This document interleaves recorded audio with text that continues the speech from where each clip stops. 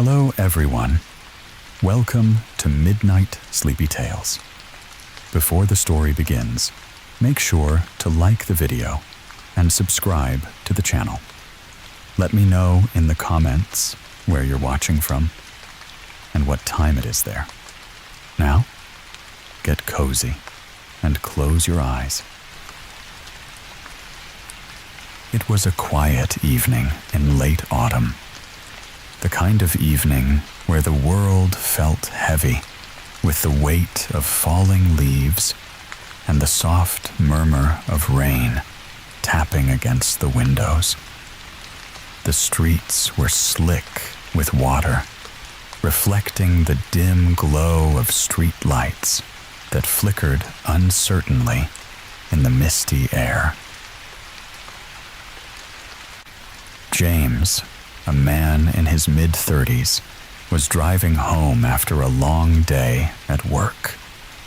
His tired eyes scanned the road ahead as he gripped the steering wheel, his fingers tapping absent-mindedly against it.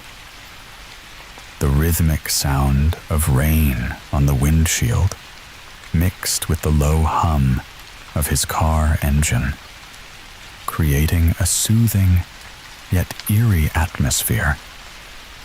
The road stretched on endlessly, winding through a desolate countryside where shadows seemed to dance just beyond the reach of his headlights. James sighed deeply, wishing he could be home already, wrapped in a blanket and far away from this lonely drive. But fate had other plans for him that night. As he rounded a bend, his headlights illuminated a figure standing by the side of the road. A hitchhiker. She was young, perhaps in her early 20s, with long dark hair that clung to her face in wet strands. Her clothes were soaked through, and she stood shivering under the relentless rain.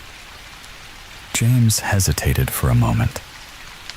His mother had always warned him about picking up strangers on deserted roads, but something about her seemed so helpless, so desperate. He couldn't just leave her there in the cold and rain. He slowed down and rolled down his window slightly as he pulled up beside her. "Do you need a ride?" he asked, his voice breaking through the steady patter of rain. The girl nodded silently, her pale face barely visible in the dim light. Without another word, she opened the car door and slid into the passenger seat, her movements slow and deliberate, as if she were drained of energy. James glanced at her briefly before returning his eyes to the road. She didn't say anything at first, just sat there quietly, with her hands folded in her lap. Her clothes dripped water onto his seat, but he didn't mind. He turned up the heat slightly to help warm her up and asked gently, "Where are you headed?" Her voice was and distant when she finally replied, "Just down this road," she said simply, without offering any more details. James nodded and continued driving, feeling an odd sense of unease creeping into his chest as silence settled between them, like a heavy fog. The rain grew heavier outside, pounding against the car like tiny fists trying to break through the glass. James tried to focus on driving, but he couldn't shake the strange feeling that something wasn't quite right about his passenger. He stole another glance at her out of the corner of his eye. She was staring straight ahead, her expression blank and unreadable. Her hands rested motionless in her lap, and she hadn't moved since she got into the car. It was as if she were frozen in place. "Are you okay?" James asked hesitantly, breaking the silence again. His voice sounded louder than he intended in the confined space of the car. She turned her head slowly to look at him. Her eyes were dark and deep, almost too deep. They seemed to hold an entire world within them, a world filled with sorrow and secrets. "I'm fine," she said softly. But there was something about her tone that made James shiver, despite the warmth of the heater. He nodded awkwardly and returned his gaze to the road. The rain showed no signs of letting up. It was as if nature itself wanted to keep them trapped on this endless stretch of highway. Minutes passed, or maybe hours. James couldn't tell anymore. Time seemed to blur together as he drove through the stormy night with this strange girl beside him. He tried not to think too much about it, tried not to let his imagination run wild. But then she spoke again. "Do you believe in ghosts?" she asked suddenly. Her voice was calm, but carried an undertone that sent chills down James's spine. He laughed nervously, trying to brush off his discomfort with humor. "Not really," he replied. "I mean, I've never seen one myself." She didn't respond immediately. Instead, she turned back to stare out at the rain-soaked landscape passing by outside. When she finally spoke again, her words were barely audible over the sound of raindrops hitting glass. "You will..." James felt his heart skip a beat at those two simple words. He wanted to ask what she meant, but found himself unable to speak. His throat felt tight, as if invisible hands were gripping it. He gripped the steering wheel harder and focused on breathing steadily through his growing anxiety. The girl remained silent after that. Her presence felt heavier now, as if it were filling every corner of the car with an unspoken tension that pressed down on James like an invisible weight. He didn't know how much longer he could take it before he broke under its pressure. James kept driving. The rain was relentless now, pouring down in sheets that blurred his vision and made the road ahead seem even more uncertain. He tightened his grip on the steering wheel as his headlights struggled to cut through the darkness. The girl hadn't said another word since her cryptic remark about ghosts. She sat there quietly, her gaze fixed on something far beyond the windshield. It was as though she were lost in a world that James couldn't see or understand.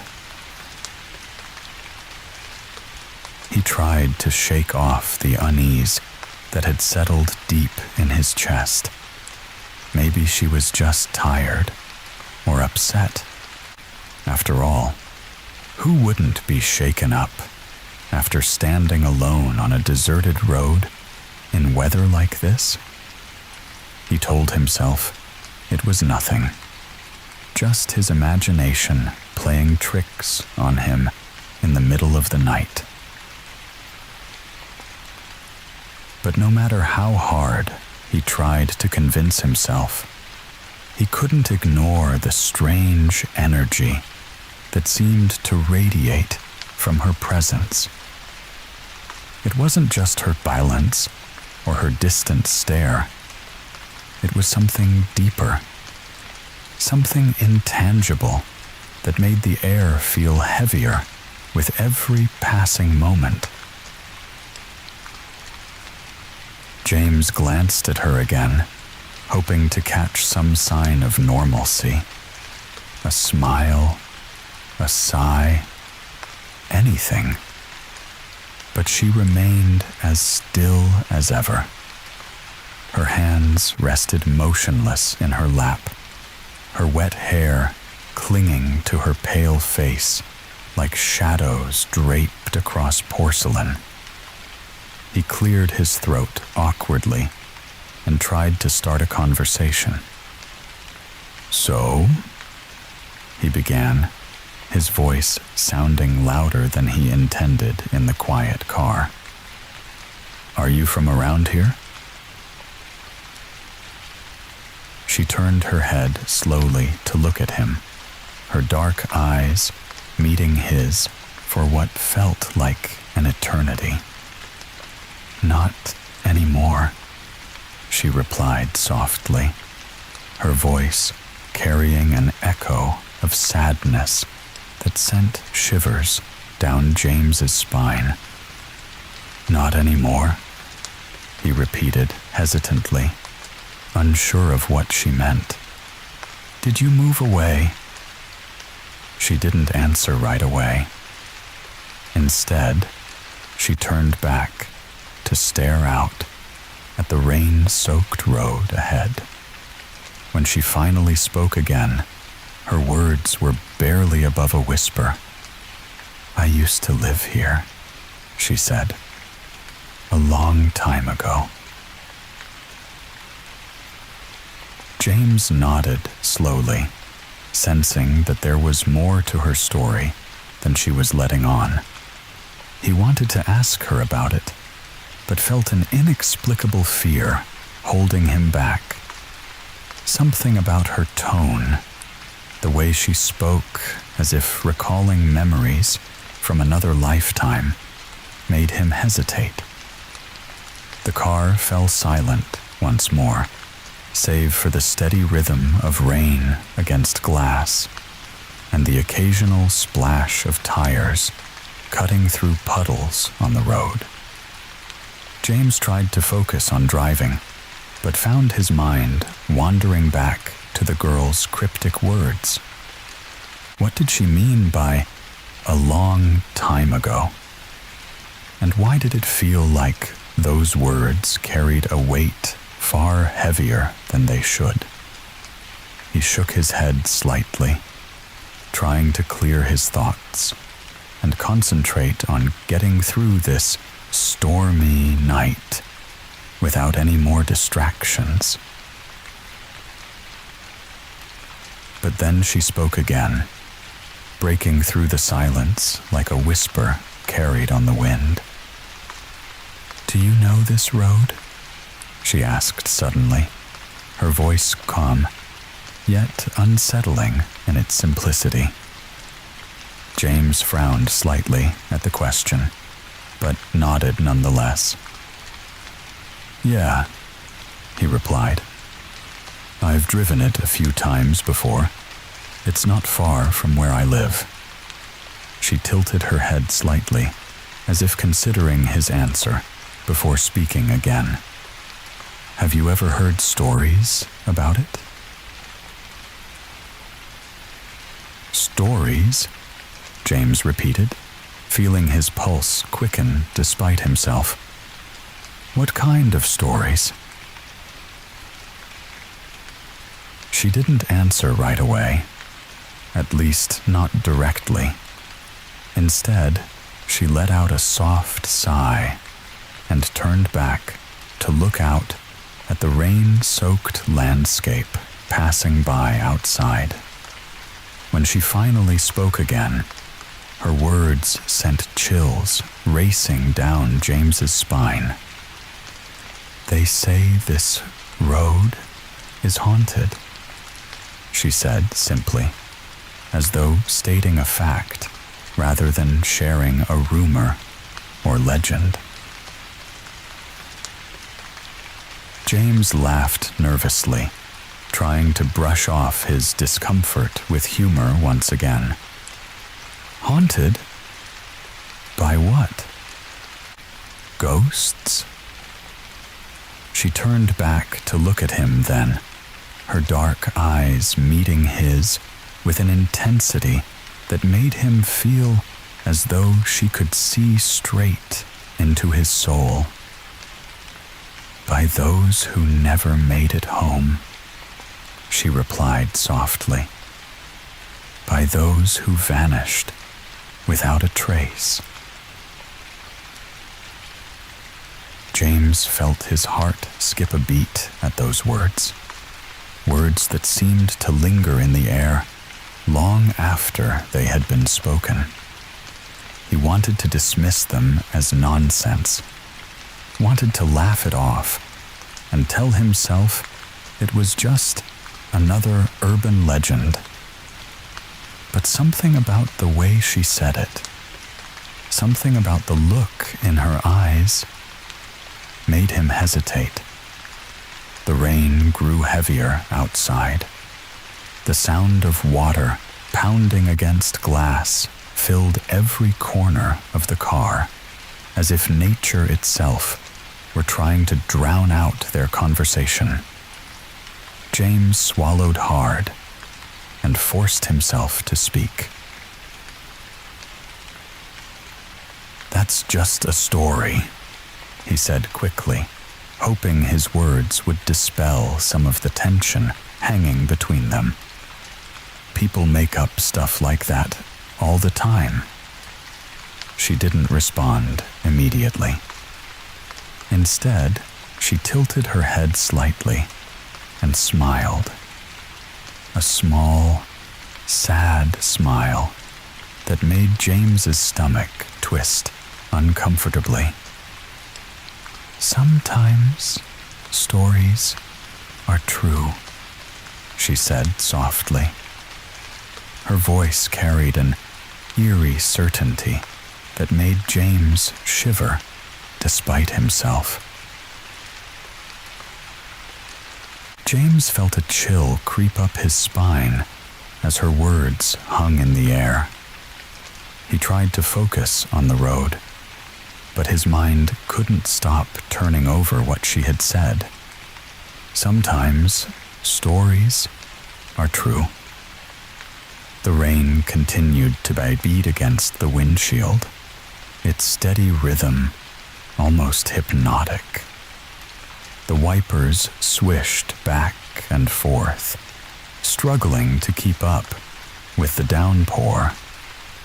Yet, despite the storm outside, James couldn't shake the feeling that something far more unsettling was happening inside his car. He stole another glance at the girl. She was staring straight ahead again, her expression calm and unreadable. Her wet hair framed her pale face like a veil, and her hands rested motionless in her lap as if she were frozen in time. James cleared his throat hoping to break the silence that had become almost unbearable. "So," he began hesitantly, "what kind of stories have you heard about this road?" She didn't answer right away. Instead, she let out a soft sigh and turned her head slightly to look at him. Her dark eyes seemed to hold an entire world within them, a world filled with shadows and secrets that James couldn't begin to understand. "They say people disappear here," she said softly, her voice barely audible over the sound of rain pounding against glass. "They say some never make it home." James felt his pulse quicken despite himself. He wanted to dismiss her words as nonsense, as nothing more than an urban legend meant to scare people. But something about the way she said it made him hesitate. "Disappear?" he repeated nervously. "Like, how?"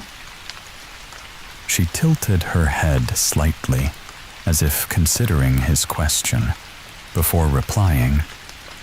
"No one knows," she said simply. "They're just gone." James swallowed hard, feeling a knot of unease tighten in his chest. He tried to laugh it off, but his voice sounded strained even to his own ears. "Well, I guess I'd better be careful then," he said jokingly. "Don't want to end up on a missing persons list." She didn't laugh or smile at his attempt at humor.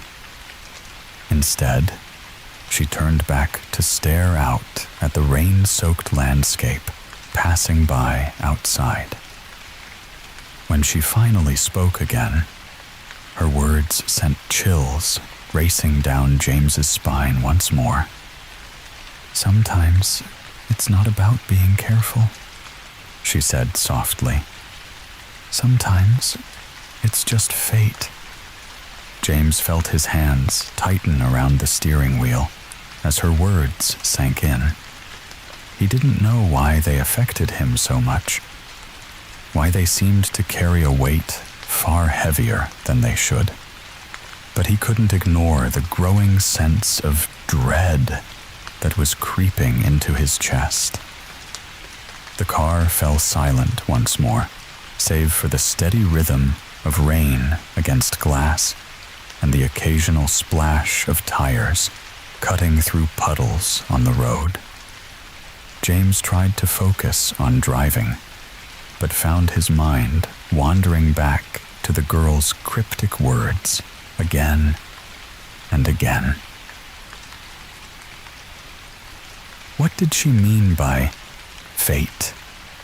And why did it feel like those words carried an ominous warning meant just for him?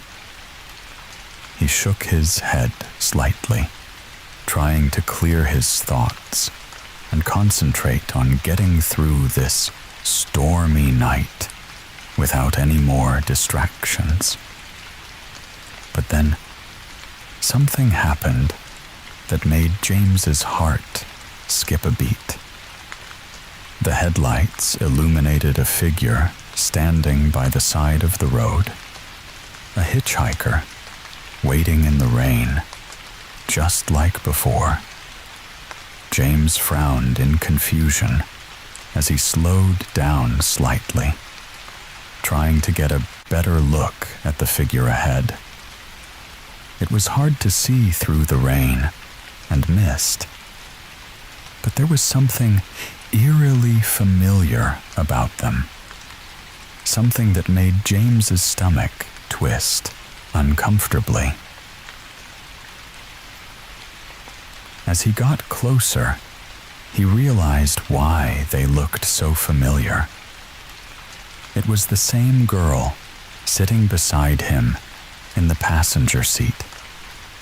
The same wet hair, pale face, and motionless posture.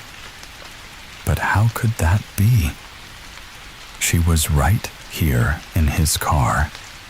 He could see her out of the corner of his eye. But there she was again, standing alone on the side of the road, as if waiting for him to stop, pick her up once more. James felt panic rise in his chest as he glanced between the girl sitting beside him and the figure standing outside in the rain. His mind raced with questions that had no answers, questions that made his head spin and his heart pound uncontrollably. "What's going on?" he asked aloud, his voice trembling despite himself. "Who are you?" The girl turned her head slowly to look at him then, her dark eyes meeting his with an intensity that made him feel as though she could see straight into his soul once more. She didn't answer right away, didn't offer any explanation for what was happening. But when she finally spoke again, her words sent chills racing down James's spine yet again. "You already know," she said softly. "You've always known." James shook his head frantically, trying to deny what she was saying, trying to convince himself that this was all some kind of nightmare or hallucination brought on by exhaustion. But deep down, he knew she was right. He didn't know how or why, but he knew there was something about this road, something about this night that had been waiting for him all along. James's breath quickened as the girl's cryptic words echoed in his mind. "You already know. You've always known." The rain seemed louder now, pounding against the windshield with a force that made it difficult to hear anything else.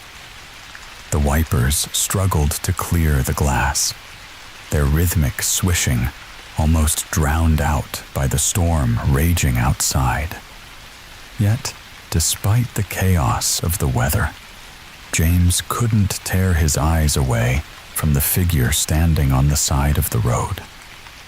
It was her. He was sure of it. The same girl who was sitting beside him in the passenger seat. But how could that be? How could she be in two places at once? His mind raced with questions that had no answers, each one more unsettling than the last. He glanced at her out of the corner of his eye, hoping for some kind of explanation, some sign that this was all just a misunderstanding. But she remained calm and composed, her dark eyes fixed on him as though she were waiting for him to figure it out on his own. "What's happening?" James asked aloud, his voice trembling despite himself. "Who are you? What do you want from me?" She tilted her head slightly, her expression unreadable as she studied him in silence.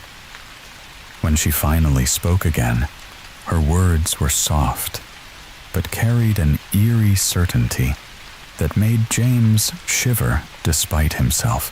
"You'll see soon enough," she said simply. "It's almost time." James felt his heart skip a beat at those words, words that seemed to carry an ominous weight far heavier than they should. He wanted to demand answers, wanted to force her to explain what was happening. But he found himself unable to speak. His throat felt tight, as if invisible hands were gripping it, and all he could do was keep driving through the stormy night with this strange girl beside him and her identical figure standing just beyond his headlights. The car fell silent once more, save for the steady rhythm of rain against glass and the occasional splash of tires cutting through puddles on the road. James tried to focus on driving, but found his mind wandering back to her cryptic words again and again. It's almost time. What did she mean by that? And why did it feel like those words carried a warning, meant just for him? He shook his head slightly, trying to clear his thoughts and concentrate on getting through this night without any more distractions. But then something happened that made James's heart stop altogether. The headlights illuminated another figure standing by the side of the road. A hitchhiker waiting in the rain, just like before. But this time it wasn't just one figure. It was several. James slowed down slightly, trying to get a better look at them through the rain and mist. There were 5 or 6 people standing together now, all of them drenched and shivering under the relentless downpour. Their faces were pale and expressionless, their clothes soaked through as they stood motionless in the shadows just beyond his headlights' reach. James felt panic rise in his chest as he realized something else, something far more unsettling than their sudden appearance. Each one of them looked familiar, too familiar, and he recognized them immediately, despite never having seen them before tonight. They were all passengers he had picked up on this road over the years, strangers who had needed a ride on stormy nights just like this one. But how could they be here now? How could they all be standing together on this deserted stretch of highway when he hadn't seen or heard from them since dropping them off at their destinations? James glanced at the girl sitting beside him once more, hoping for some kind of explanation, some sign that this was all just a nightmare. But she remained calm and composed as ever, her dark eyes fixed on him with an intensity that made him feel as though she could see straight into his soul once more. "You're starting to remember," she said softly, her voice barely audible over the sound of rain pounding against glass. "That's good." "Remember what?" James demanded frantically, his voice trembling with fear and confusion. "What are you talking about?" She smiled then, a small, sad smile that made James's stomach twist uncomfortably. "You'll see," she said simply. "Just keep driving."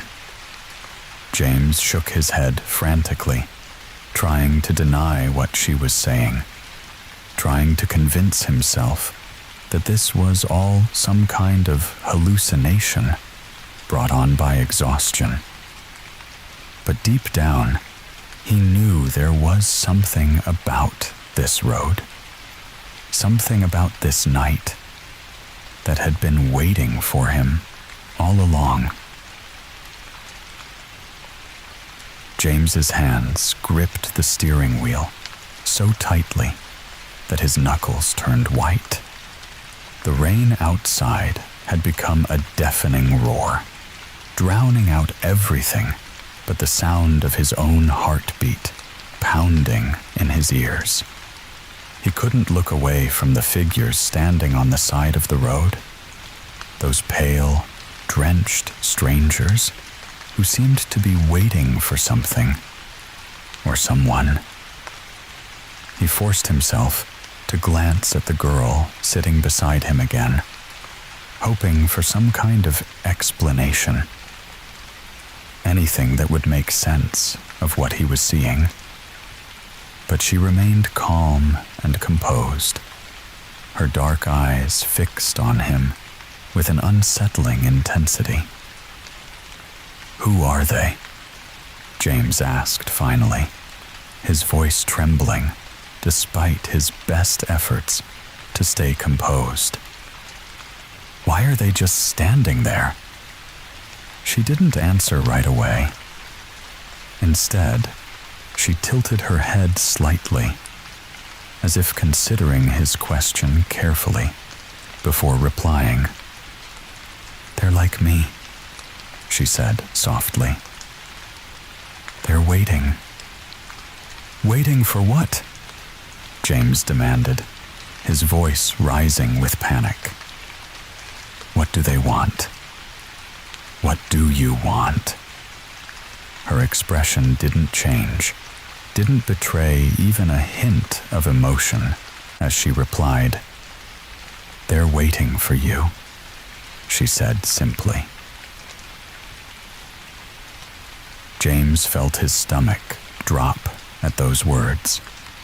He shook his head frantically, trying to deny what she was saying, trying to convince himself that this was all some kind of nightmare. But deep down, he knew there was no waking up from this. "This doesn't make any sense," he muttered under his breath, more to himself than to her. "Why would they be waiting for me? I don't even know them." "But you do," she said softly, her voice barely audible over the sound of rain pounding against glass. "You've met them all before." James frowned in confusion, his mind racing as he tried to piece together what she was saying. He thought back to all the times he had driven down this road, thought back to all the strangers he had picked up over the years. Could it really be them? Could these figures standing in the rain be the same people he had given rides to so long ago? "No," he said aloud, shaking his head firmly. "That's impossible. They were just hitchhikers, just people who needed a ride. I dropped them off and never saw them again." "Are you sure about that?" she asked softly, her tone calm, yet unsettling in its simplicity. "Are you sure they ever made it home?" James felt a chill creep up his spine at her words. He wanted to argue, wanted to tell her that of course they had made it home, but something about her tone made him hesitate. He thought back to each one of those nights, each one of those rides, and realized with growing unease that he couldn't remember where he had dropped them off.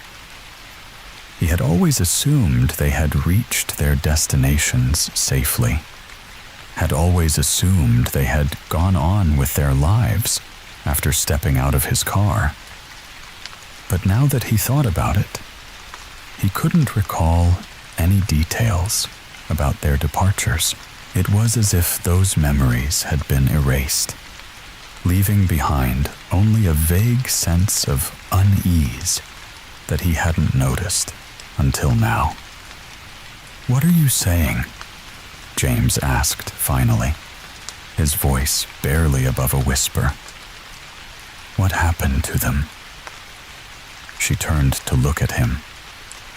Then her dark eyes meeting his with an intensity that made him feel as though she could see straight into his soul once more. "You already know," she said softly. "You've always known."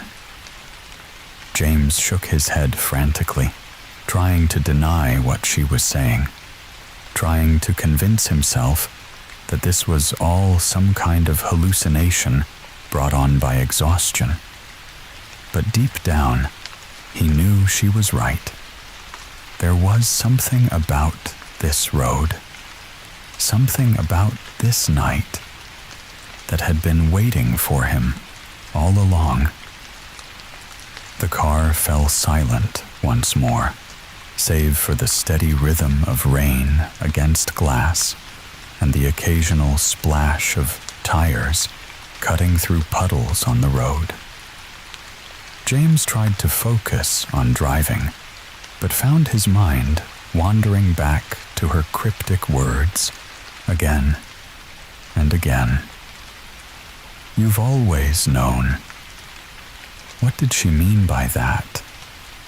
And why did it feel like those words carried an ominous warning meant just for him? He shook his head slightly, trying to clear his thoughts and concentrate on getting through this stormy night without any more distractions. But then something happened that made James's heart stop altogether. The headlights illuminated another figure standing by the side of the road. A hitchhiker waiting in the rain, just like before. But this time, it wasn't just one figure. It was several more. James slowed down slightly, trying to get a better look at them through the rain and mist. There were now at least 10 people standing together, all of them drenched and shivering under the relentless downpour. Their faces were pale and expressionless, their clothes soaked through as they stood motionless in the shadows just beyond his headlights' reach. And then James saw something that made his blood run cold. Amongst those figures were faces he recognized, not just from past rides, but from people he knew personally. Faces from long ago. Faces he hadn't seen in years. People who were no longer alive. His old high school friend, who had died in a car accident years ago.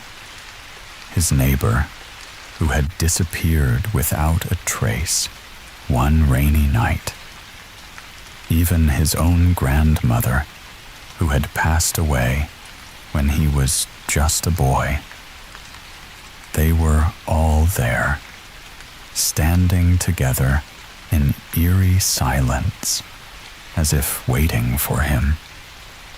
James's breath caught in his throat as panic surged through him like a tidal wave. He slammed on the brakes instinctively, bringing the car skidding to a halt in the middle of the empty road. The figures didn't move. They didn't react at all. They just stood there, silently, under the relentless rain, as if frozen in time. "What is this?"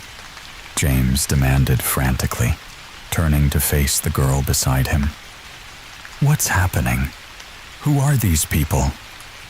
She didn't answer right away. Instead, she smiled. A small, sad smile that made James's stomach twist uncomfortably. "It's time," she said softly. "You're almost there." "Almost where?" James shouted, his voice trembling with fear and confusion. "What are you talking about?" She turned back to look out at the rain-soaked road ahead. When she finally spoke again, her words sent chills racing down James's spine once more. "Home," she said simply. "We're going home." James sat frozen in his seat, his mind racing as her words echoed in his ears. "Home. We're going home." The rain outside seemed to grow louder, pounding against the windshield with an almost deafening intensity. The wipers swished back and forth, struggling to clear the glass. But James barely noticed anymore. His attention was fixed on the figures standing in the road ahead, their pale faces illuminated by his headlights, their drenched clothes clinging to their motionless forms. He felt a chill creep up his spine as he recognized more of them. Not just strangers he had picked up on this road before, but people from his past, people he hadn't seen in years, people who were no longer alive. His childhood best friend, who had drowned in a lake one summer. His old co-worker, who had vanished without a trace during a stormy night like this one. Even his younger sister, who had passed away when she was just a teenager. They were all there, standing together in eerie silence, as if waiting for him. James's breath quickened as panic surged through him like a tidal wave. He turned to look at the girl beside him, hoping for some kind of explanation. Anything that would make sense of what he was seeing. But she remained calm and composed, her dark eyes fixed on him with an unsettling intensity. "What is this?" James demanded finally, his voice trembling despite his best efforts to stay composed. "Why are they here? What do they want from me?" She tilted her head slightly, her expression unreadable as she studied him in silence. When she finally spoke again, her words were soft, but carried an eerie certainty that made James shiver despite himself. "They're waiting for you," she said simply. "They've been waiting for a long time." James shook his head frantically, trying to deny what she was saying, trying to convince himself that this was all some kind of nightmare. But deep down, he knew there was no waking up from this. "This doesn't make any sense," he muttered under his breath, more to himself than to her. "Why would they be waiting for me? I don't even know them." "But you do," she said softly, her tone calm, yet unsettling in its simplicity. You've met them all before. James frowned in confusion, his mind racing as he tried to piece together what she was saying.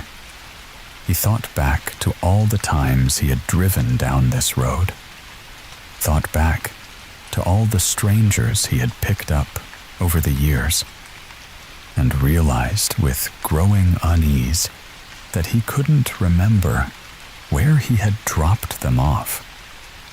He had always assumed they had reached their destinations safely, had always assumed they had gone on with their lives after stepping out of his car.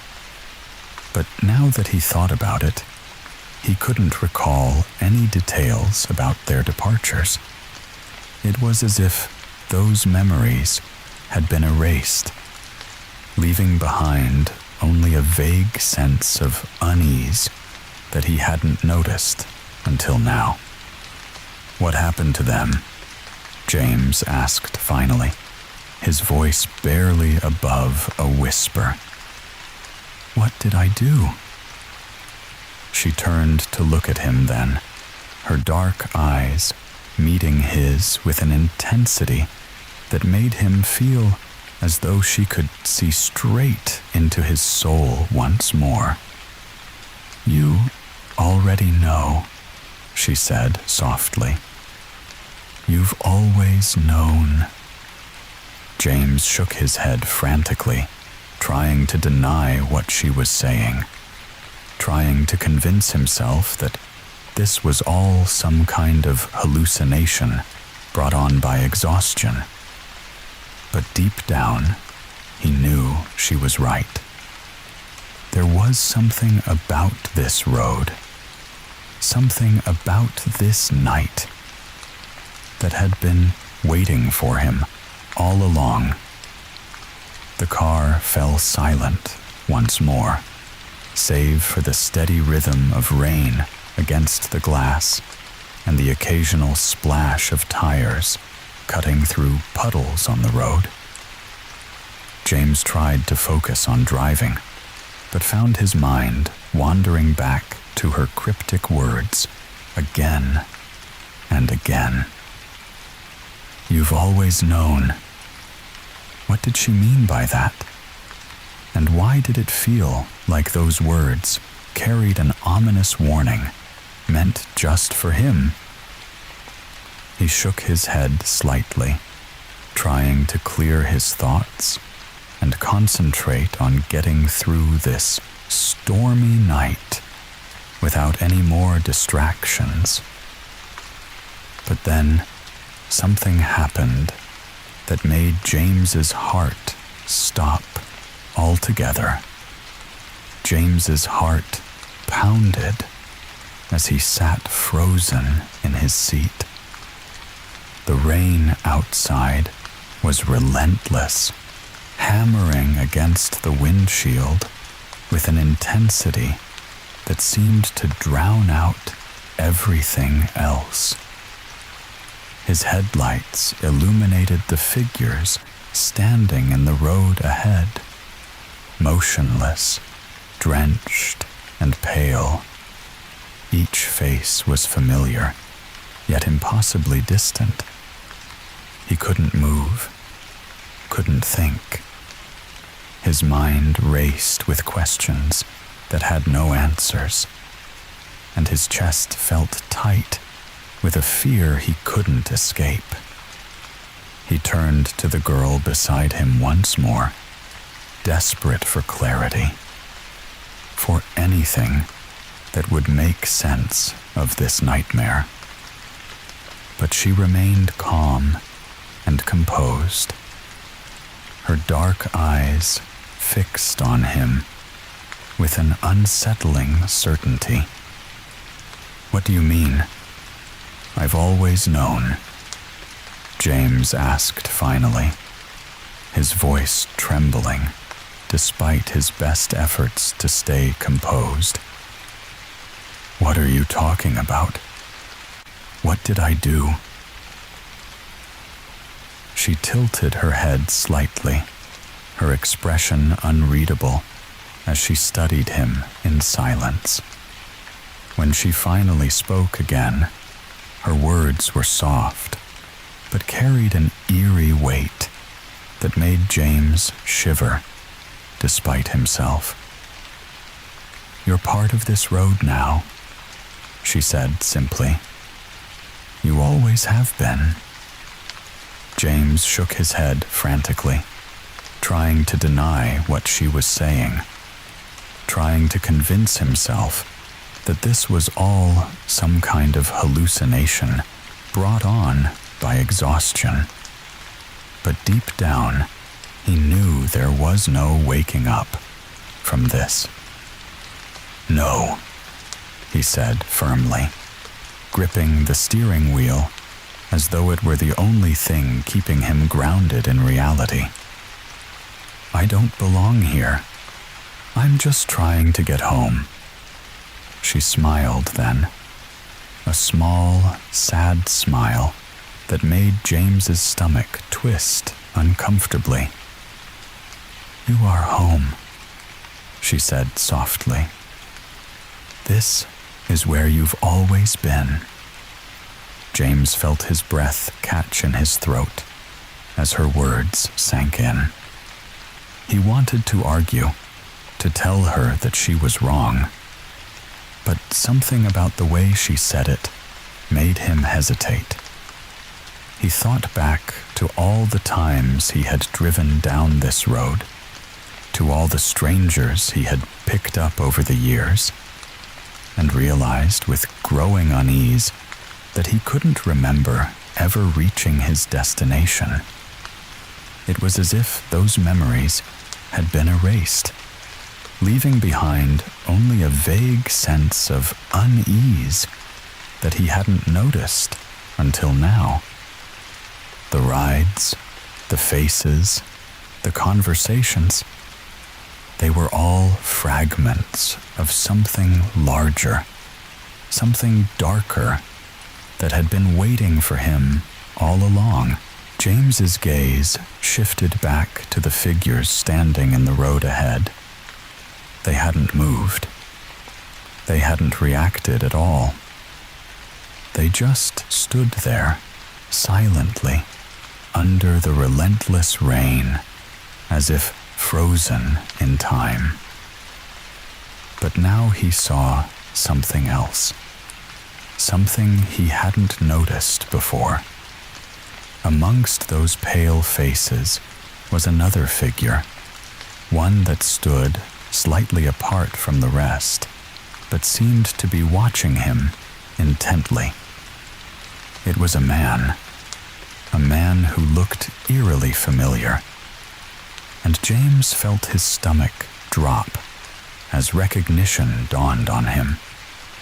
It was himself. The man standing in the rain looked exactly like James, down to every detail of his face and clothes. But there was something different about him. His expression was blank and lifeless, and his eyes held a darkness that made James shiver despite himself. "What is this?" James demanded frantically, turning back to face the girl beside him. "Why is he there? Why do I see myself?" She didn't answer right away. Instead, she turned her gaze back to the rain-soaked road ahead. When she finally spoke again, her words sent chills racing down James's spine once more. "You've been driving this road for a long time," she said softly. "Longer than you realize." James shook his head frantically, trying to deny what she was saying, trying to convince himself that this was all some kind of nightmare. But deep down, he knew she was right. There was something about this road, something about this night, that had been waiting for him all along. You never made it home," she continued. Her voice was calm, but carried an undertone of sorrow that made James's chest ache. "You've been driving ever since." James felt his breath catch in his throat as her words sank in. He wanted to argue, to tell her that she was wrong. But something about the way she said it made him hesitate. He thought back to all those nights, all those rides, and realized, with growing dread, that he couldn't remember ever reaching his destination. The figures standing in the rain began to move then, slowly at first, but with deliberate purpose. They stepped closer together until they formed a circle around the car. Their faces remained expressionless as they stared at James through the windshield. Their pale eyes filled with an emptiness that made his chest tighten. The girl beside him reached out then, her cold hand resting gently on his arm, and James felt a wave of calm wash over him, despite everything. "It's time," she said softly. "You're one of us now." James wanted to resist, to fight against whatever fate awaited him, but he found himself unable to move. His hands slipped from the steering wheel as his vision blurred, and darkness began to creep into every corner of his mind. The last thing he saw before everything went black was his own reflection staring back at him from outside. The man who had been waiting for him all along. And so, James became part of the road, a ghostly presence trapped forever in its endless stretch of highway. Just another vanishing hitchhiker waiting for someone else to come along and join them in their eternal journey through the stormy night.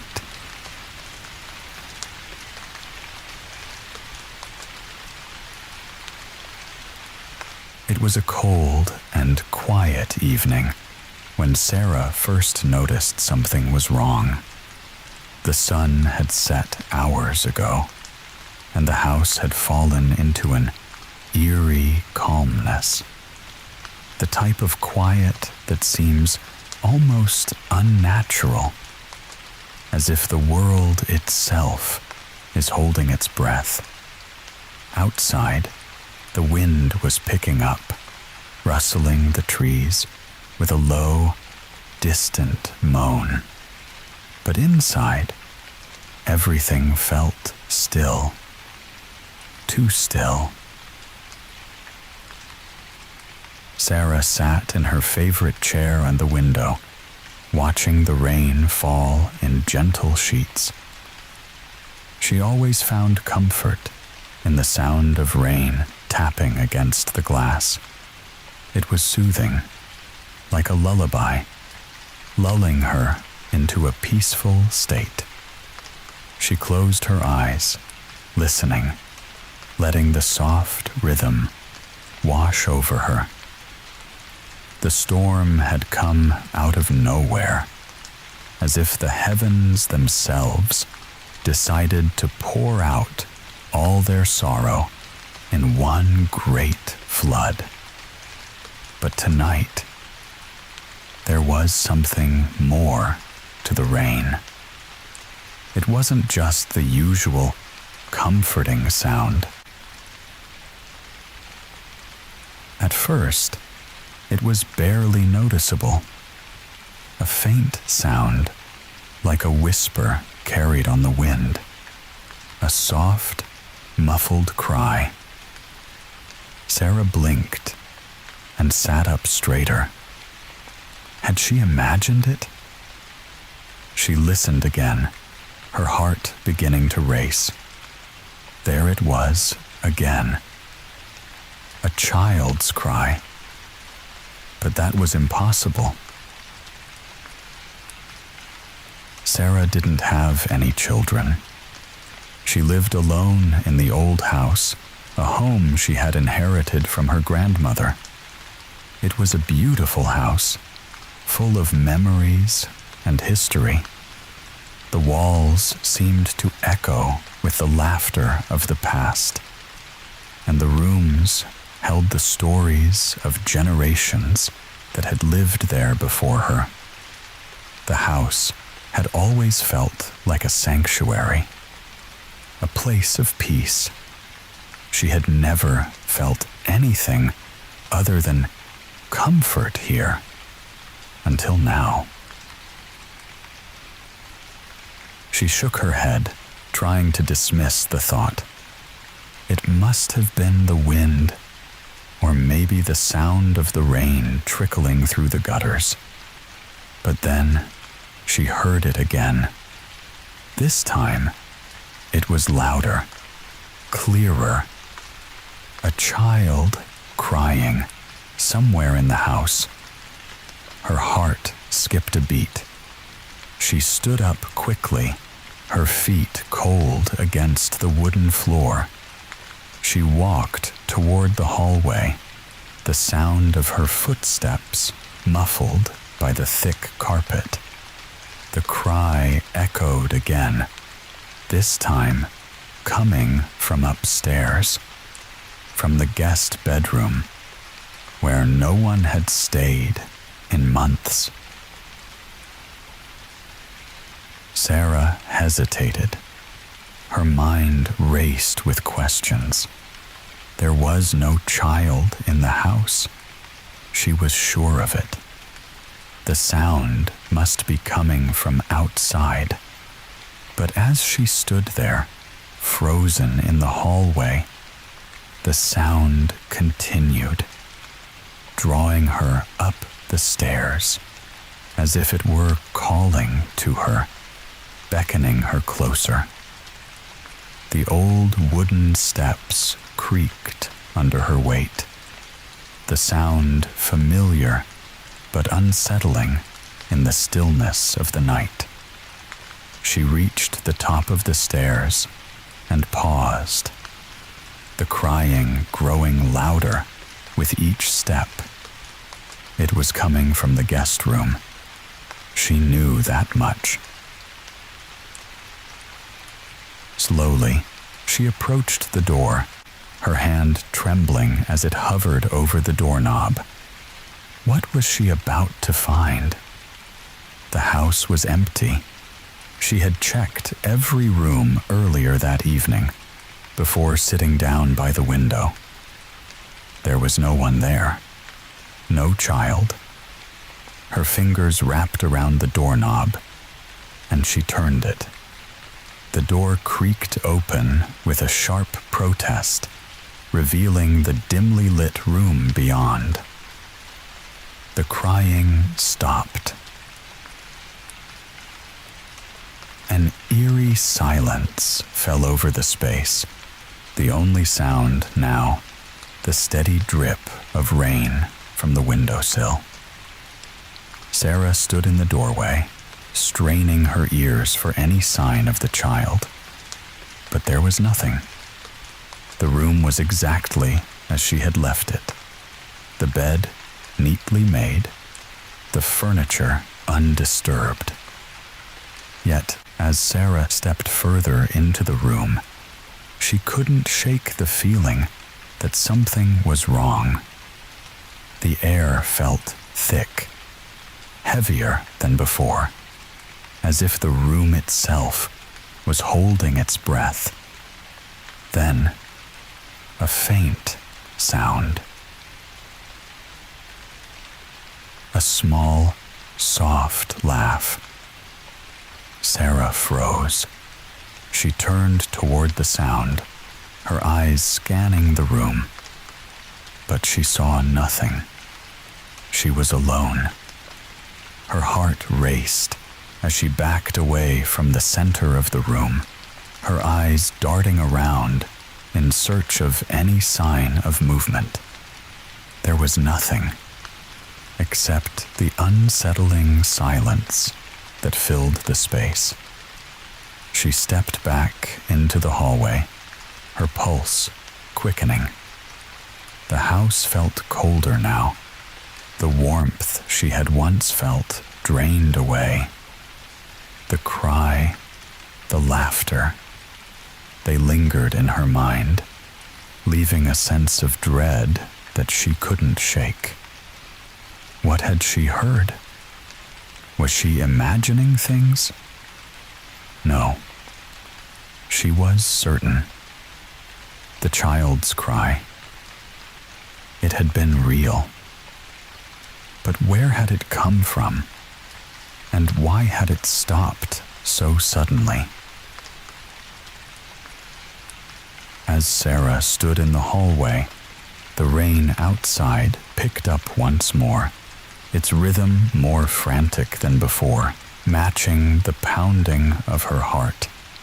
The sound of the wind howling through the trees seemed to fill the house, making everything feel alive, but in a way that made her skin crawl. The house wasn't empty. Not anymore. The following night, Sarah sat once again in the living room, her mind racing with the events of the previous evening. The crying, the laughter. It was all so vivid in her memory, and yet it felt like a dream, a hallucination she couldn't quite explain. She tried to tell herself it had just been the wind or the creaks of an old house. But deep down, she knew that wasn't the truth. Something had happened in that room, something she couldn't ignore. The rain had stopped, leaving a heavy stillness in the air. The house seemed quieter than usual, as though it, too, was waiting for something. Sarah sat near the window, staring out into the darkness. The wind had died down, but the trees still swayed, their branches casting long shadows across the yard. The occasional rustle of leaves was the only sound that filled the silence. She let out a deep breath and shook her head. She needed to get some rest. But every time she closed her eyes, all she could hear was that faint crying, echoing in the back of her mind. It wasn't just the sound of a child. There was something about it, something desperate and mournful that unsettled her. And that laugh, it had been so soft, almost playful, but there was a chill to it, something unnatural. She couldn't ignore it any longer. She needed to know what was happening in this house. After a few moments of contemplation, Sarah stood up. She couldn't wait any longer. The curiosity gnawed at her, urging her to go upstairs again. Her eyes drifted to the clock on the wall. It was well past midnight now. Everyone in town was asleep. And here she was, unable to escape the pull of the unknown. She grabbed a flashlight from the kitchen drawer and made her way to the stairs, her footsteps muffled on the thick carpet. The house seemed different tonight, somehow. Heavier, as though the very air had thickened.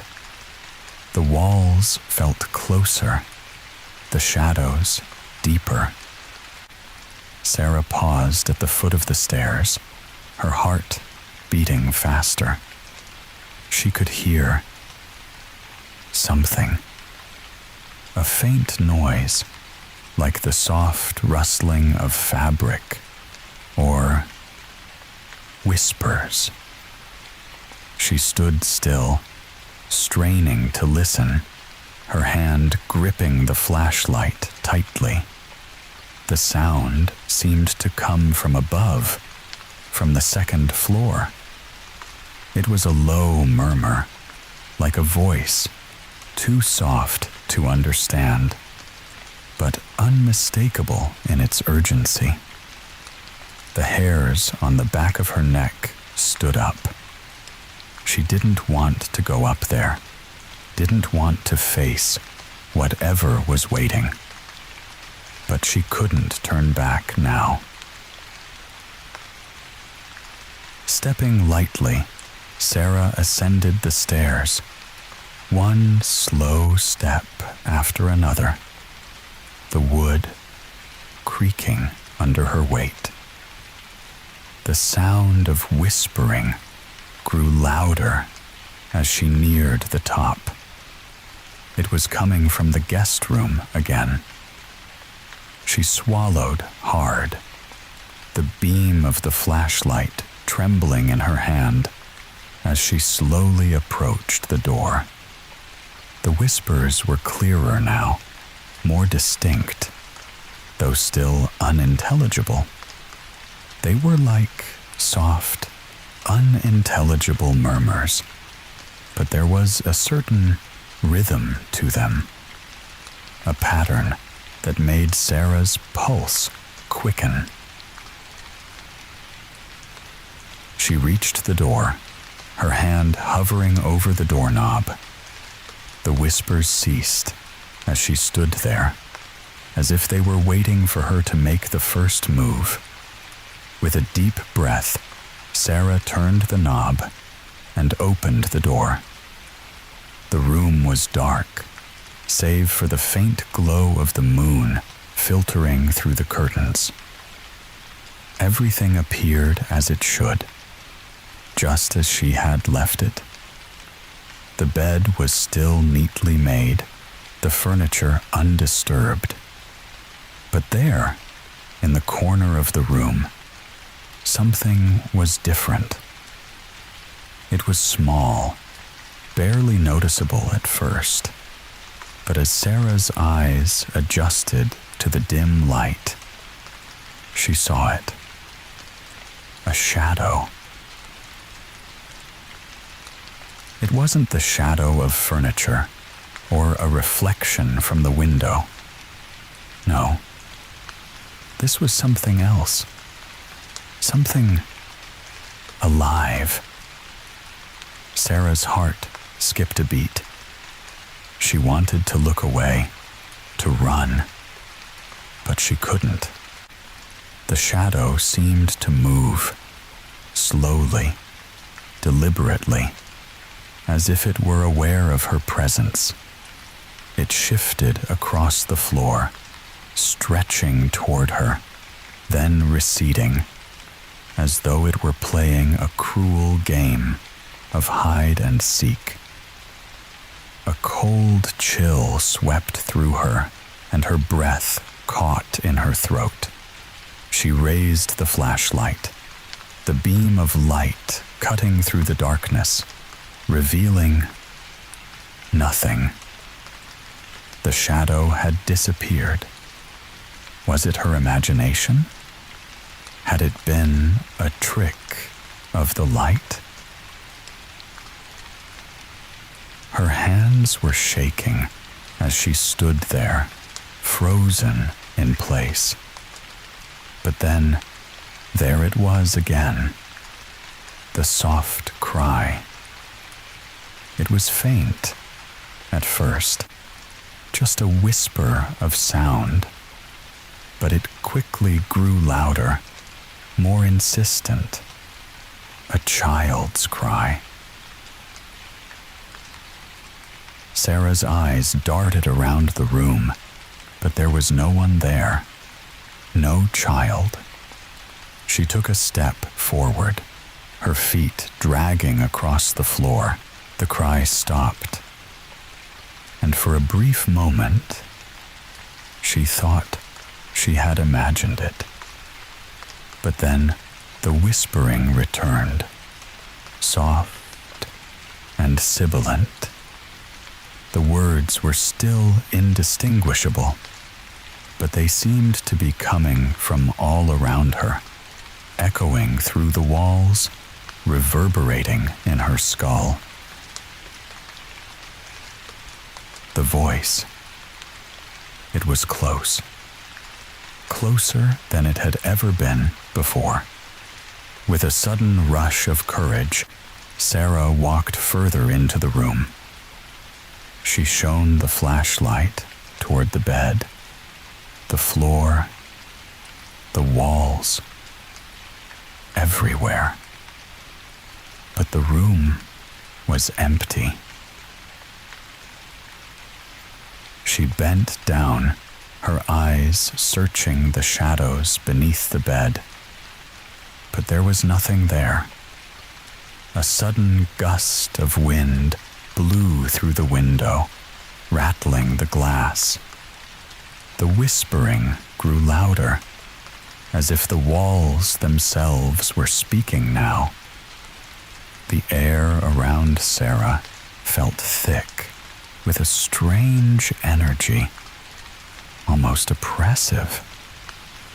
Her head spun, and her thoughts grew dizzy. What was happening?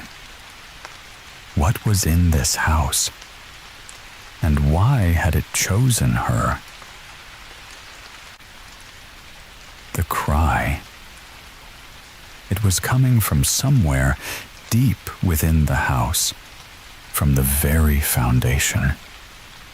It was as though the walls were alive, whispering secrets she couldn't understand. Sarah backed away, the light from her flashlight trembling as she moved. But then she heard it, clear as day.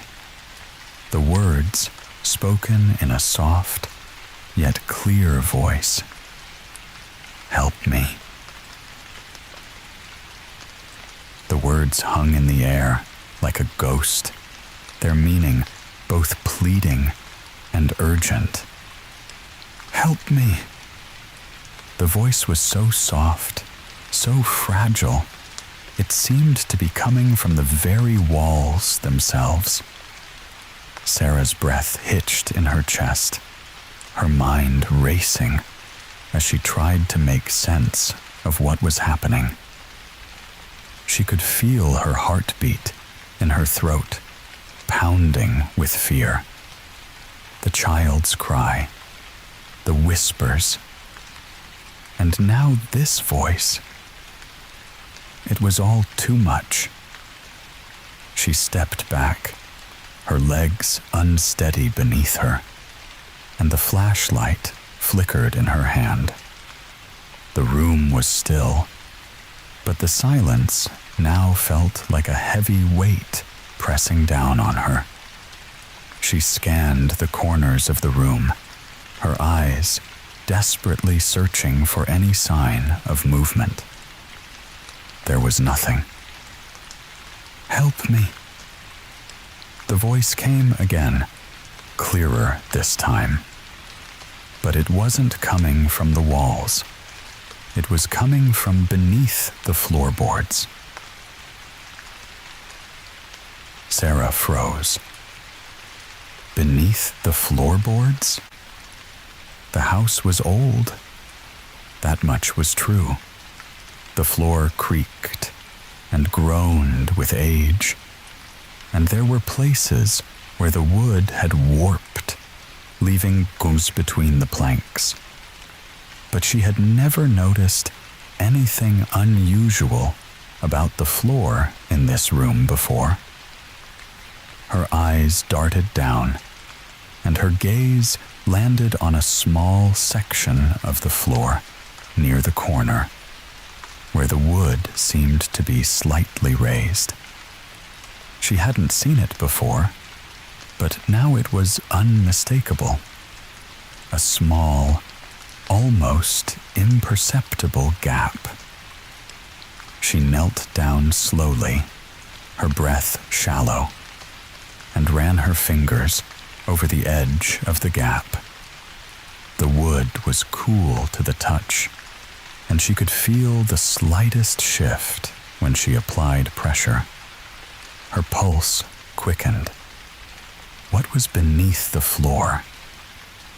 Without thinking, Sarah reached for the flashlight, shining it directly at the raised floorboards. The beam of light cut through the darkness, illuminating the small crack.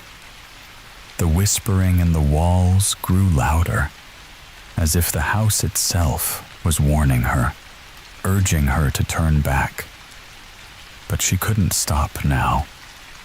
The voice, so faint and desperate, had drawn her in, and now she had to know the truth. With a trembling hand, she dug her fingers into the gap and pulled at the wood. It creaked in protest, but it shifted just enough for her to slip a thin knife she found in her pocket under the edge. She pried the board up slowly, the sound of the wood scraping against itself sending a shiver down her spine. As the board lifted, Sarah's heart skipped a beat. Beneath it, there was a small, dark opening. It was narrow, barely wide enough for her to fit her hand inside. But there was something in there. She could feel it. Cold and unnatural, like something waiting, hidden in the shadows. The whispers intensified as she reached inside, her fingers brushing against something cold and smooth. A small object, rounded and hard. She pulled it out cautiously. It was an old, tarnished brass key. Sarah stared at it in the dim light, her mind spinning. A key? A key to what? And why was it hidden beneath the floorboards?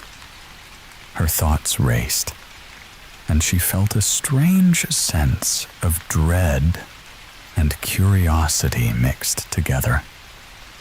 There was something important about this key. It didn't belong to anything she knew, and yet, somehow, it felt familiar. Suddenly, she heard it again. The faint sound of a child crying. The sound was louder now, closer. It wasn't coming from the walls this time. It was coming from somewhere deeper within the house. Sarah's hand tightened around the key, and she stood up quickly, turning toward the hallway. The house was old, but she knew it well. She had explored every room, every nook and cranny. And yet, there was one place she had never dared to go, a place she had always avoided: the attic. She had never gone up there since moving in. The door to the attic was hidden in a small closet at the back of the hallway. She had always assumed it was just an old storage space, filled with dusty boxes and forgotten relics.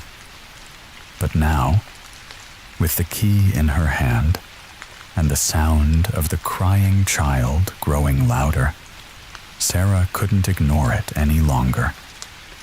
She turned quickly and moved down the hallway toward the back of the house. The cries echoed through the walls, filling her ears, urging her forward. She felt as if she were walking through a dream, her body on autopilot as her mind raced with unanswered questions. When she reached the small closet, she didn't hesitate. She pulled open the door, revealing the narrow wooden staircase that led up into the attic. The air was musty and cold, carrying with it a sense of neglect. But there was something else, something wrong. With the key gripped tightly in her hand, Sarah slowly ascended the stairs. The crying was almost deafening now, echoing in her mind, and she had to force herself not to turn and run. The sound was no longer just a cry. It was a wail, a pleading scream, like a child lost and alone. At the top of the stairs, she found a door, weathered and old, with peeling paint. The key fit perfectly into the lock, and when she turned it, the door creaked open with a groan. The attic was dark, but not empty. The flashlight flickered as she stepped inside, its beam landing on old furniture, dusty trunks, and forgotten memories. But there, at the far end of the room, was a small wooden chest. The crying had stopped, replaced by a thick silence. Sarah's heart thudded in her chest as she moved toward the chest, her footsteps heavy on the creaking floorboards. As she reached it, she hesitated, her hand hovering over the lid. The whispers filled the air once more, growing louder, more frantic, until they seemed to drown out everything else. She opened the chest. Inside, she found a small, tattered doll. It was nothing more than a child's toy, old, worn, its glass eyes cracked, its hair matted and dirty. But it wasn't the doll itself that made Sarah's breath catch in her throat. It was the note that was pinned to the doll's chest. The note was simple, written in a delicate, childish handwriting. "Please don't leave me." The room seemed to close in on Sarah as she stared at the doll, its cracked eyes staring back at her with a cold, lifeless gaze. She couldn't tear her eyes away from it, the words on the note haunting her thoughts. "Please don't leave me." The handwriting was so fragile, so desperate, as if the child who had written it had known the darkness of abandonment. Sarah's hands trembled as she picked up the doll, feeling the weight of its cold body in her palms. It was strange, though. The doll seemed to carry an energy that made her skin crawl, a presence that lingered like a shadow. The cries of the child had stopped, but an eerie silence filled the attic, pressing in on her. She turned the doll over, her fingers brushing against the tattered fabric. There was something sewn into the back, hidden under layers of fraying cloth. With a deep breath, she carefully pulled at the seam, revealing a small compartment. Inside, there was another note, this one older, yellowed with age, and written in the same delicate handwriting as the first. The child waits. Don't let it in. The words were cryptic, almost nonsensical, but they were chilling nonetheless. Sarah felt a sudden wave of dread wash over her. What was this? And why was it connected to the cries she had been hearing in the house? Her mind was racing. The attic had always been a mystery to her, and now she was beginning to understand why. She had avoided it for years, always telling herself it was just a storage space, nothing more. But now, she realized, it was more than just a room filled with forgotten things. It was a place that held secrets, secrets that had been buried, hidden from the world. And whatever it was that had been waiting in the darkness, it had been waiting for her. Sarah's thoughts spiraled as she looked around the attic, her eyes scanning the forgotten remnants of a past she didn't understand. The old furniture, the dusty trunks, none of it seemed familiar, but somehow it all felt tied to the mystery of the crying child. There was something in this house that was connected to her, something that was reaching out to her from beyond the veil of time.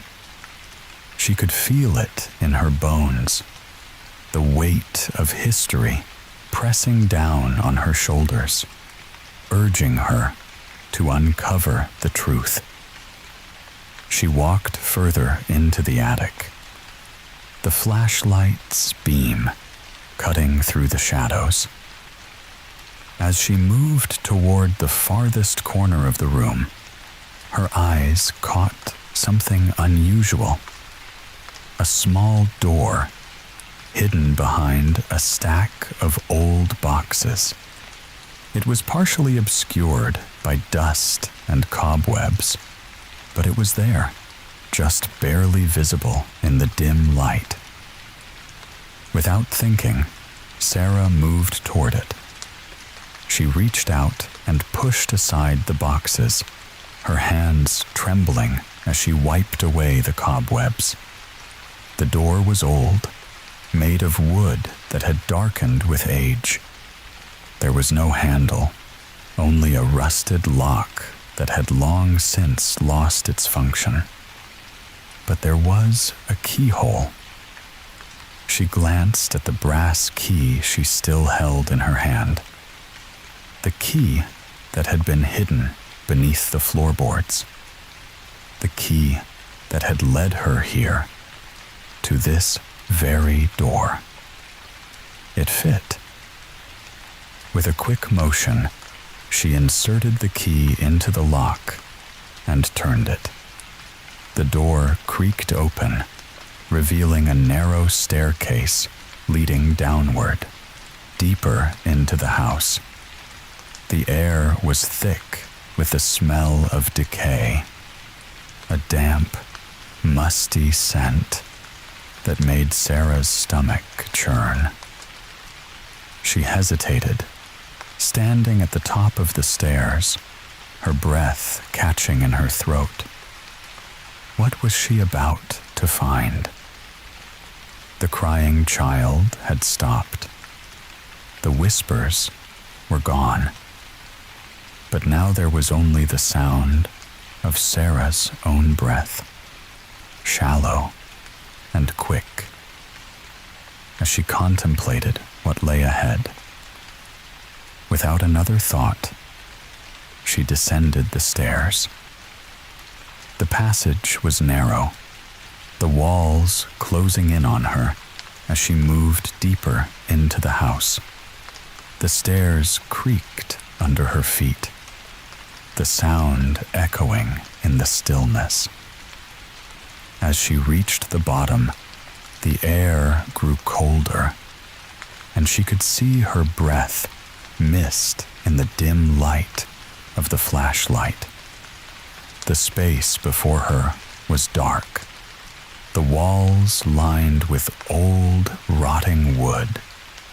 The floor beneath her feet was uneven, as if the foundation of the house itself had begun to buckle under the weight of time. At the far end of the passage, she could make out the faint outline of another door. It was a heavy wooden door, like the one at the top of the stairs. Her heart beat faster as she approached it, the air around her growing heavier, more oppressive with each step. Sarah reached out and grasped the doorknob. The moment her fingers touched it, she felt a sudden chill, as if an invisible force was trying to push her away. But she refused to stop. She turned the knob, and the door opened with a soft groan, revealing a room unlike anything she had seen before. It was a small, windowless room, its walls lined with strange symbols she couldn't understand, but that seemed to pulse with an eerie energy. In the center of the room, there was an altar.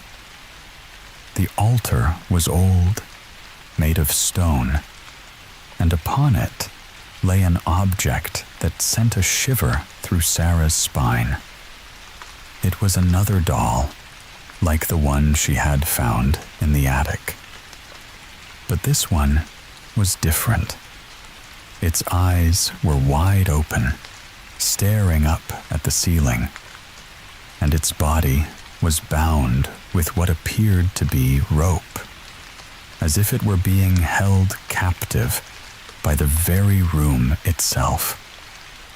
And beneath the doll, there was a pile of old, yellowed papers, notes, like the ones Sarah had found earlier.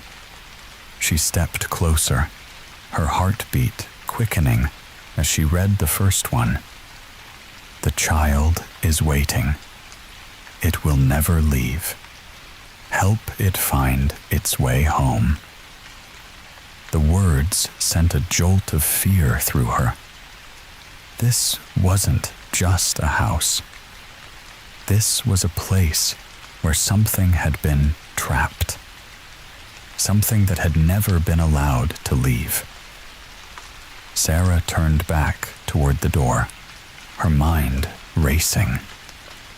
There was more to this house than she had ever known, and whatever it was waiting for her to uncover its truth. The air in the room seemed to thicken, pressing down on Sarah like a heavy weight. Her chest tightened, and she could feel her breath becoming shallow.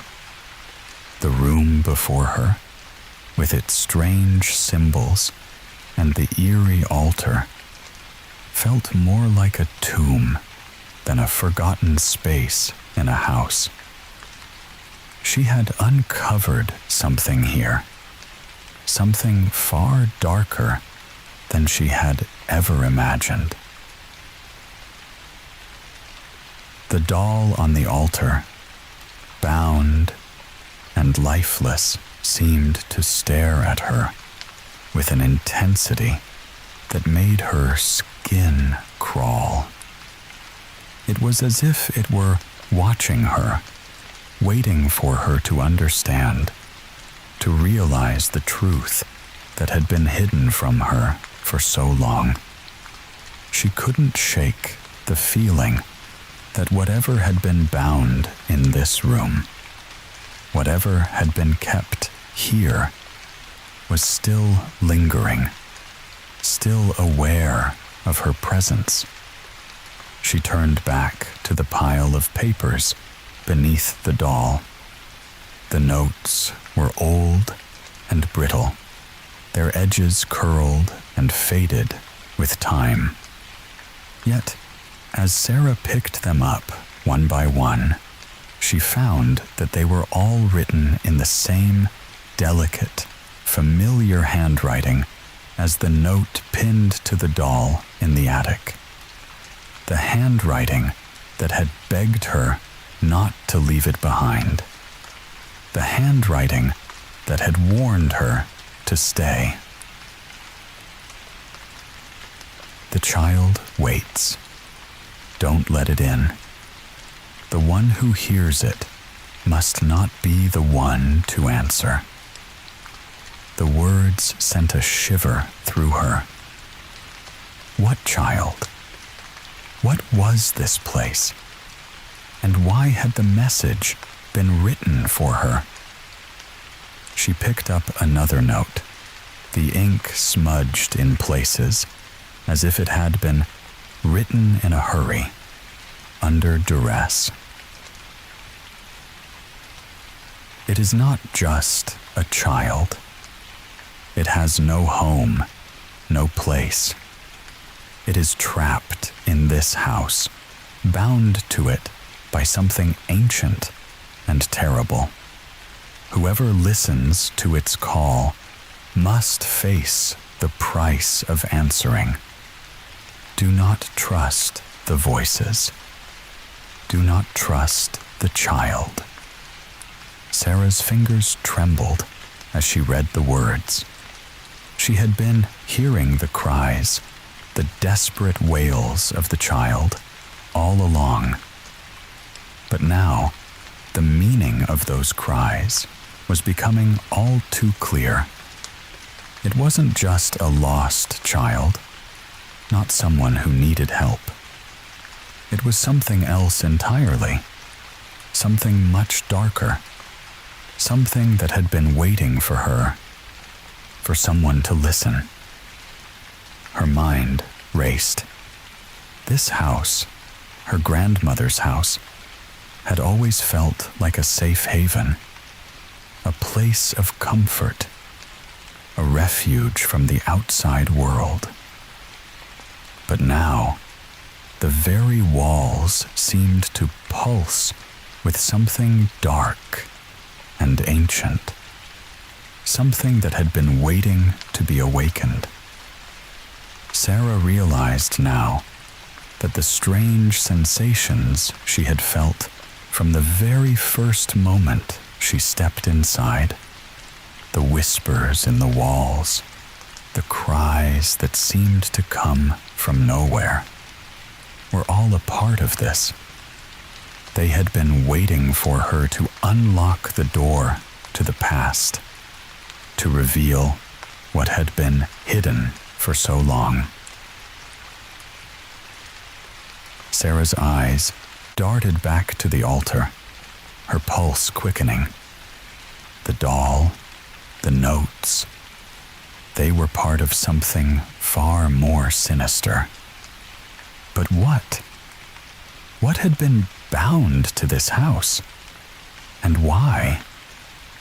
As she stood there, staring at the altar and the strange symbols on the walls, a terrible thought crossed her mind. What if the house itself wasn't just a witness to this tragedy?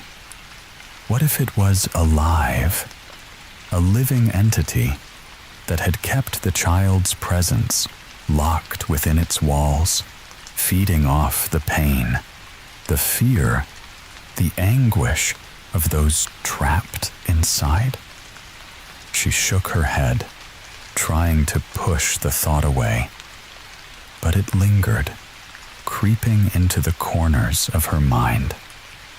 The child wasn't just calling out to her, it was pulling her in, drawing her deeper into the house, deeper into the truth of what had happened here. The whispers grew louder, more insistent.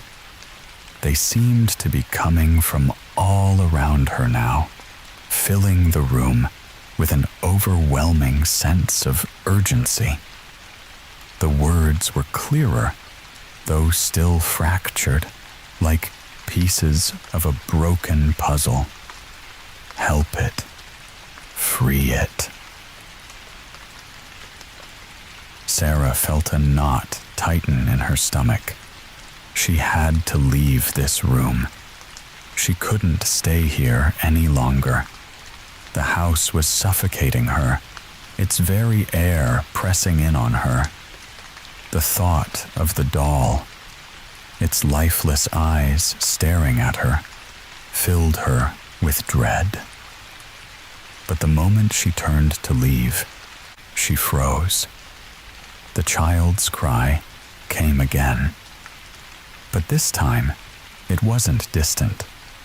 It wasn't coming from the walls or the floor. It was right behind her. Her body went cold. She didn't dare turn around. The cry grew louder, more frantic, more desperate. It was a sound of pain, of torment, as if the child had been crying for so long that its voice had become raw, broken, stripped of all hope. Sarah's heart raced, and her breath caught in her throat. The child was right behind her. She could feel it, its presence, heavy and dark, pressing against her like a suffocating force. Her body moved before her mind could catch up. She rushed for the door, her fingers fumbling for the handle. The cries of the child followed her, relentless, echoing in her ears. But she couldn't stop. She had to get out of this room. She had to leave before it was too late. But when she reached the door, she stopped dead in her tracks. There was something in the doorway, a shadow. It was tall, its form barely discernible in the dim light. It stood motionless, blocking her escape. The cries of the child seemed to grow louder, but they were now joined by something else. A laugh. Soft at first, but growing louder, more unsettling. The sound of a voice that didn't belong to any child, a voice that had no name. Sarah's blood ran cold. She knew, deep down, that the shadow in the doorway was not of this world. It was something ancient, something that had been waiting for her, waiting for someone to open the door to this place. The shadow moved, slowly, purposefully. It didn't make a sound as it crossed the threshold of the door.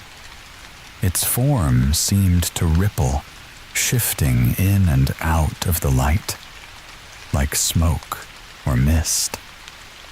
And as it drew closer, Sarah could feel a coldness radiating from it, a deep, bone-chilling cold that reached into her very soul.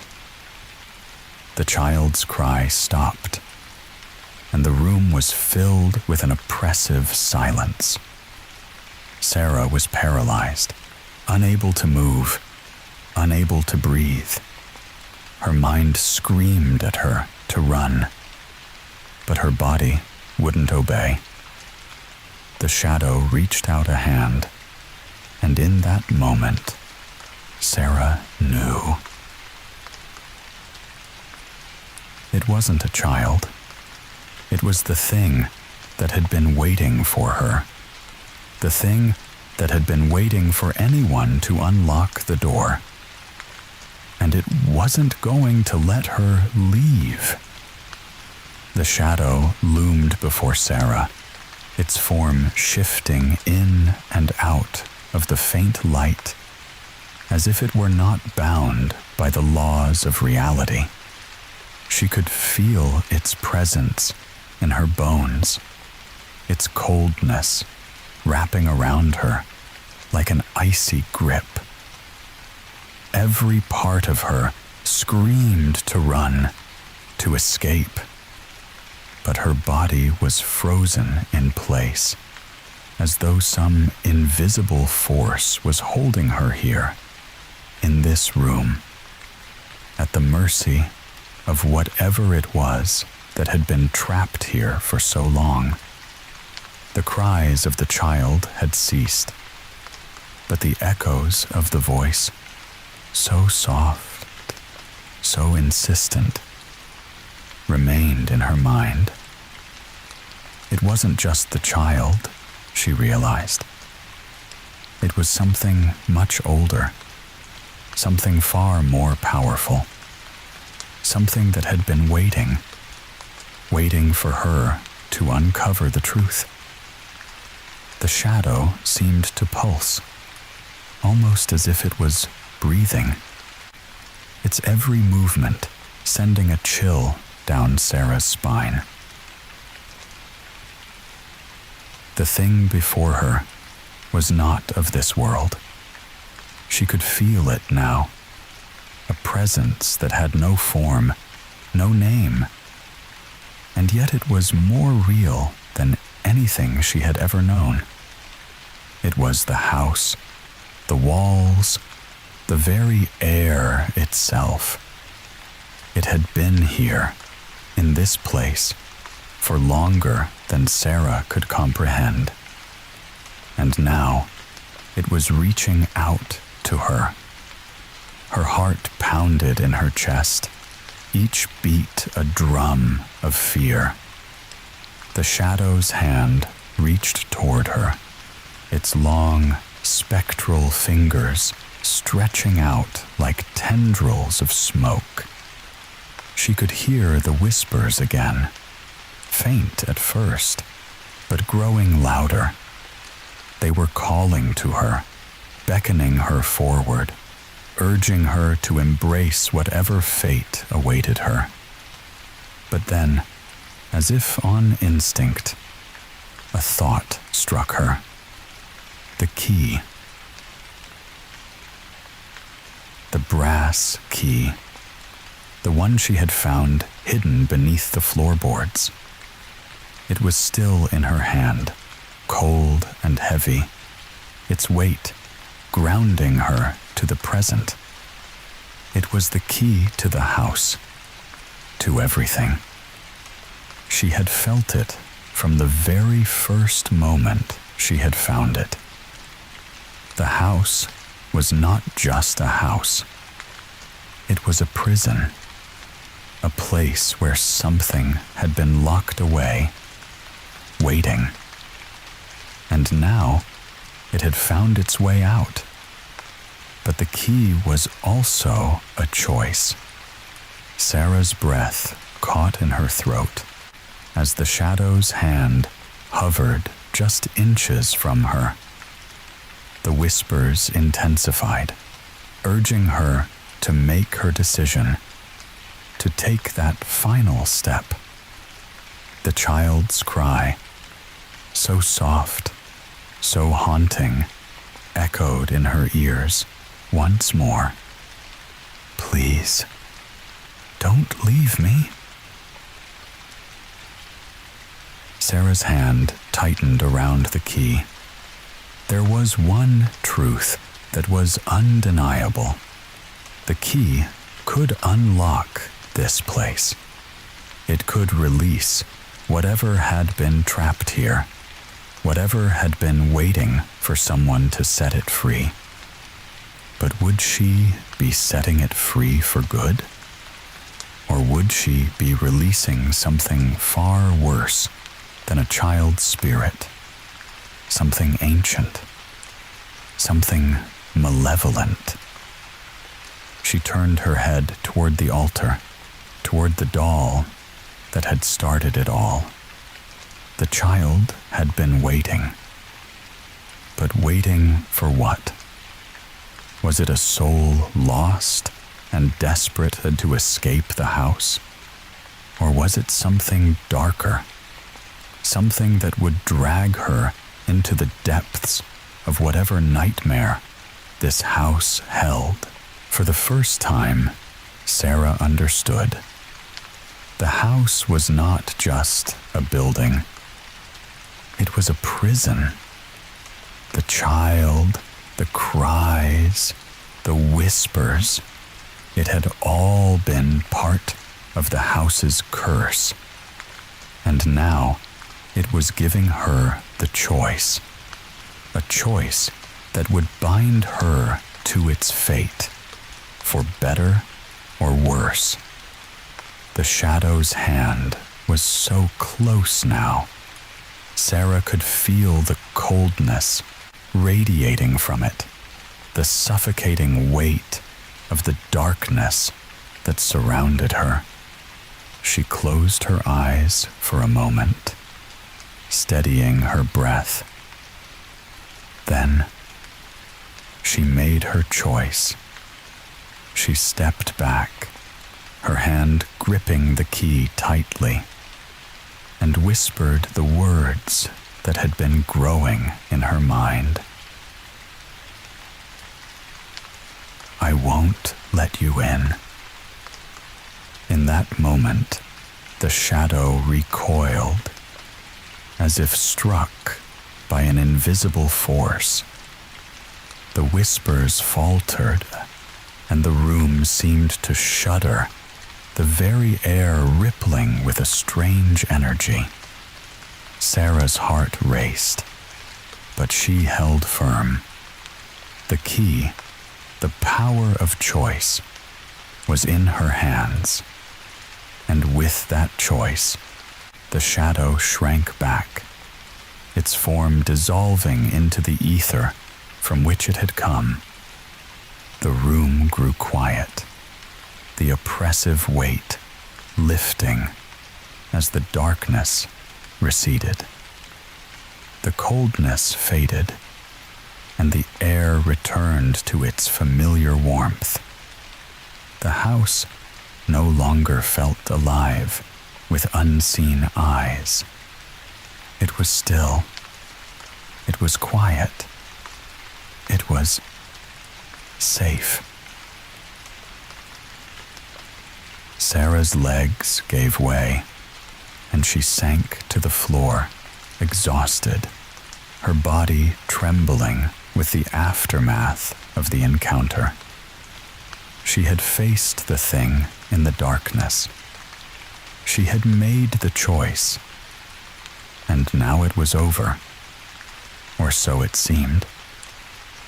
As she sat there, gathering her strength, a faint sound broke the silence. The softest of whispers, barely audible, reached her ears. It was a voice she had heard before. Thank you. Sarah looked around, her heart still racing. The voice was gone as quickly as it had come, but she knew it had been real. The house had spoken to her. The child had been freed. And now, for the first time, Sarah felt a sense of peace settle over her. But the house was still here. She knew that she would never truly understand the full extent of what had happened in those dark corners, in the hidden rooms of her grandmother's house. The key, the whispers, the shadow. It was all a part of something much larger than her, something that had been waiting for someone to uncover its secrets. As she made her way back up the stairs, the house seemed to sigh, a deep, mournful exhale that echoed through the empty hallways. The rain had started again, gentle and soothing against the windows, and the house felt once more like a home. But Sarah knew that it was not just any house. It was a place of memories, of lost souls, of secrets buried deep within its walls. It was a place that had tested her, had made her face the darkest parts of herself and the world around her. And now, it was finally silent. For now,